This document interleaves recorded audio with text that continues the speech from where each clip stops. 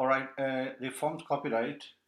इस वीडियो में हम डिस्कस करेंगे कि कॉपीराइट परमिशन क्या होते हैं, कॉपीराइट्स बेसिकली क्या होते हैं, उनकी परमिशन हम कैसे हासिल कर सकते हैं।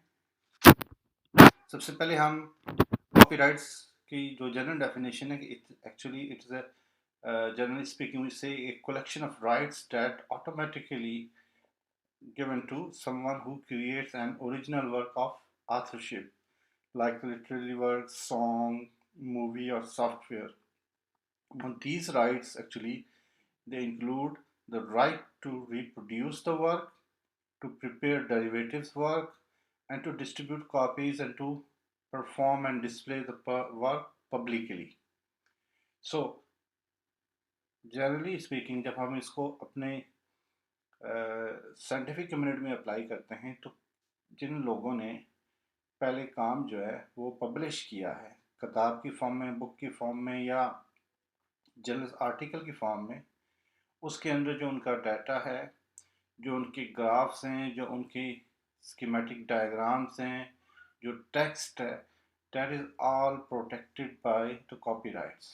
Now, in some time, what happens कि स्टूडेंट्स को या हमें जब हम थीसिस लिखते हैं या सिनॉप्सिस लिखते हैं तो हमें उन चीज़ों की मदद की ज़रूरत होती है ताकि हम उन बुक आर्टिकल्स या उन जर्नल्स से जो फिगर्स हैं वो हम अपने इस सिनॉप्सिस या थीसिस के अंदर ऐड करना चाहते होते हैं ताकि इसके अंदर जो क्लियर एक जो हम बात करना चाह रहे हैं वो आसानी के साथ हम उसको कन्वे कर सकें।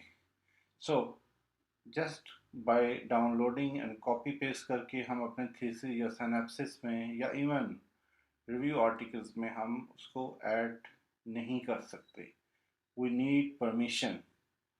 और परमिशन कैसे लेते हैं कि एक्चुअली वो बुक्स या जर्नल आर्टिकल जो डिफरेंट पब्लिशर्स ने, इनफैक्ट आथर्स ने पब्लिशर को हैंड ओवर की होती हैं except for the open access journals, तो वो उनके उन पब्लिशर के पास हमें अप्लाई करना होता है ताकि और रिक्वेस्ट करनी होती है कि हम इसका जो मकसद है इसका इस्तेमाल करने का किसी फिगर का वो ये है। और वो मोस्ट ऑफ द केसेस में अगर आपका मकसद कमर्शियल नहीं है, because it is a non commercial या एकेडमिया या रिसर्च से रिलेटेड होता है, so in most of the time it is free and you will be given instantly online. For example, if I give you the example of the Royal Society of Chemistry जो है, it published almost more than 20 journals, different journals in different disciplines related to chemical sciences. So whatever you need copyrights permission, तो अगर आप इसकी websites पे जाएंगे तो you will have all the information given on there कि आप कैसे उनको access कर सकते हैं.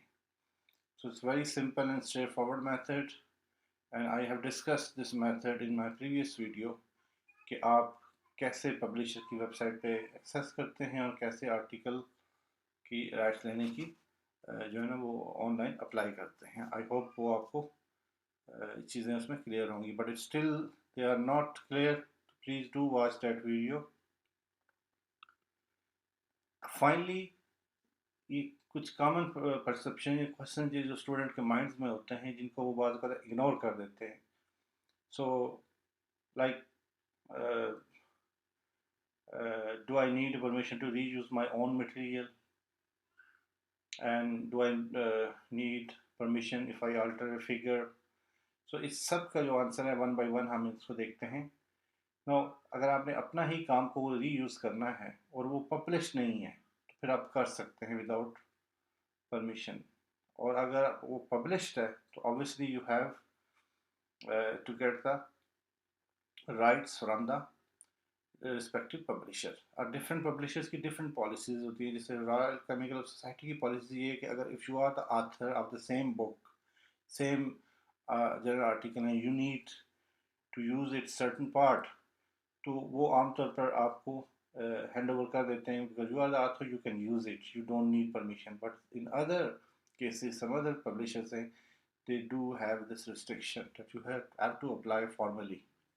Now, if you want to add any figure और फिगर आप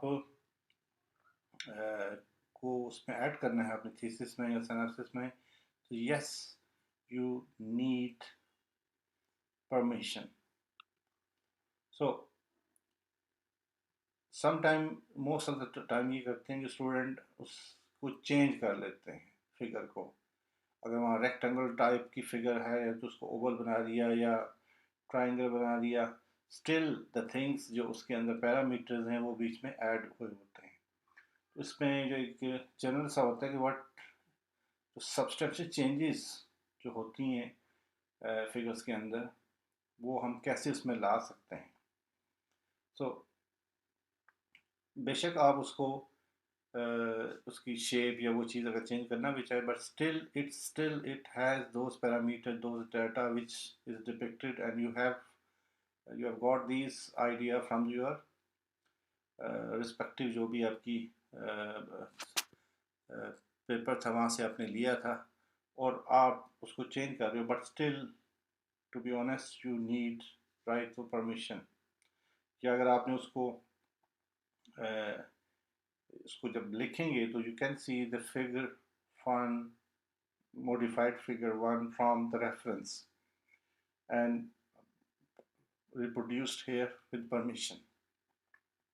अगर सब्सटेंशियल चेंजेस का मतलब यहाँ पे ये है कि अगर फिगर टोटली उसमें तब्दील कर देते हैं, it depends on your subject, biology या many others. So obviously you have to, you don't need then that in that case the permission. लेकिन जो बायोलॉजिकल सैम्पल्स हैं या मटेरियल्स के जो सैम्पल्स हैं जिनके इमेजेस हैं, जैसे SCM है, TM इमेज है, AFM इमेजेस है, so you can not bring any change. अगर आप चेंज करोगे तो they will loss there meaning. तो ऑब्वियसली आपको उनकी परमिशन चाहिए होती है. एंड द कवर आर्ट के लिए, do I need to obtain permission cover art? Yes, you also need them. So do I need permission to use material that is published in a PhD dissertation and thesis? The answer is yes, if it its data has been published, or no if it is not published. फिर आपको कोई ज़रूरत नहीं होती.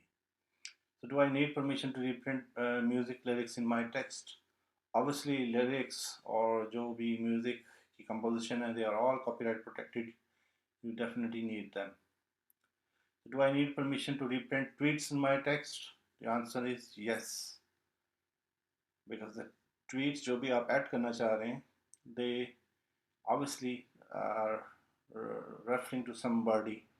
तो उसका with permission से आपने वो चीज़ उसको प्रोड्यूस करना होता है. Then do I need permission to reprint material from the sites such as Facebook or Instagram? Again, the answer is yes. You definitely need it, and there is a procedure. If you go there, you can easily find. Do I need permission to use movie, film stills in my books? Again, these are all things that are copy protected. Answer is yes. So, do I need permission to reuse video clips or still shoots of video from YouTube? Again, the answer is yes. Even it's open access या free भी available हो, फिर भी आपको उसको credit देना चाहिए. So, do I need permission to quote movie lines in my text? Answer is yes, you need them. इस तरीके से do I need request permission for figure material that appear in conference proceeding? Again, yes, because it has been processed through the peer review process. So you need them. Do I need permission to show crime scene and victim photos? Because these things, again, they are protected by the civil laws, so definitely you need them. So do I need permission to reuse an image of famous work of art? In many cases, in many of these cases, the artist, you know, uh, for these works have died more than 70 years ago. So again, the answer is कि बेशक वो पहले उसकी death हो चुकी है, but still उसका काम जो है किसी म्यूजियम में पड़ा हुआ, तो म्यूजियम एक्चुअली उसके कॉपीराइट उसके पास होंगे. और वीडियो गेम्स में स्क्रीन शॉट वगैरह में जो अपने बुक्स में अगर आपने उसके वीडियो गेम्स के प्रिंट करने हैं तो यस. और can I show brand name products in my figures? That's again strongly we discourage this thing, because उसको अगर है भी है तो उसको अपने hide करना है. How do I handle images of a medical nature? Do I need a permission from the patient to include those? Yes, you need them. And do I need permission to include mug shoots like given figures? Again, these are open and public domain, so you definitely need them. So I hope अब आपको इसका clear idea होगा कि कोई भी आपने अपने synapsis में, थीसिस में या एकेडमिक राइटिंग में कोई फिगर आपने कहीं से लेनी है, किसी बुक से लेनी है, या किसी जनरल आर्टिकल से लेनी है, या किसी रिव्यू से लेनी है, whatever the source is there, तो उन साइट्स का जहाँ से ले रहे हैं आपने उनको चेक करना है कि उनके क्या रूल्स हैं, कि वहाँ से फिगर लेने की क्या प्रोसीजर है, और उनके राइट परमिशन राइट कैसे लेते हैं. So you need them. और एट द एंड ये सारे जितने आपको परमिशंस लेटर आप मिलेंगे, so you can add in at the end of your thesis, yeah, end of your synopsis as a proof. So if later on if somebody challenge your authenticity कि उन्होंने मेरा काम जो है फिगर जो है वो मेरे बुक से या जनरल आर्टिकल से ऐड की हुई अपने थीसिस में without my permission, then you must have the proof कि yes, I have this proof. So I hope this will be clear. If you have any question, ask me please.